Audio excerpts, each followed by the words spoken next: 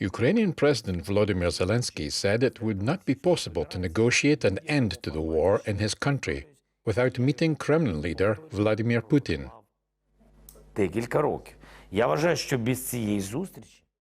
I think that without this meeting, you cannot truly understand what they are prepared to do in order to stop the war, and what they are prepared to do if we are not ready for this or that compromise.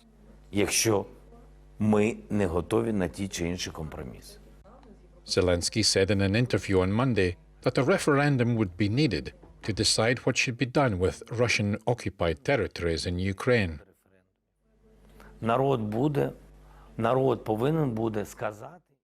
The people will have to speak up and respond to this or that form of compromise. And what the compromises will be is the subject of our talks and understanding between Ukraine and Russia.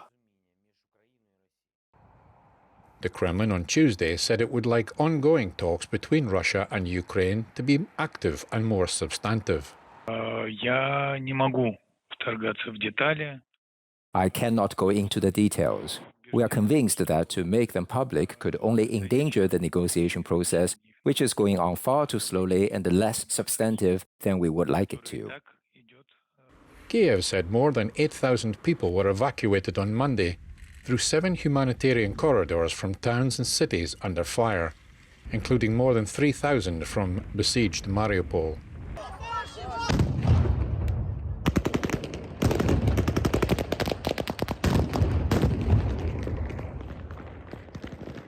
Ukraine's armed forces said Russian troops used stun grenades and gunfire to disperse a rally of pro-Ukrainian protesters in the occupied southern city of Kherson on Monday.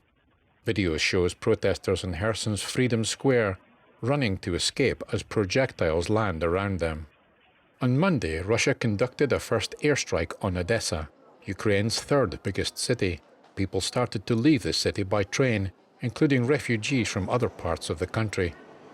Lyudmila Lichko escaped with her 2 sons from Mykolaiv, but had to leave her husband behind.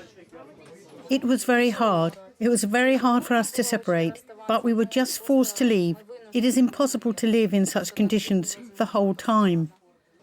After 5 hours on the train, they had to take a bus to a port where they catch a ferry to Romania, but that's not their final destination. We plan to go to Poland. We have relatives that live there. They can take us in for some time. Further on, if the situation calms down and everything will be fine, the situation will be fine for sure. We will return to our home. A 15-year-old boy had to leave his parents in Kiev as his father is unwell and his mother had to stay to care for him. The boy made it to Poland with the help of a third-party organization. I think that in Polska I feel better because I don't worry about me, but something I worry about my family, about my mom and dad. Eddie Aitken, NTD News.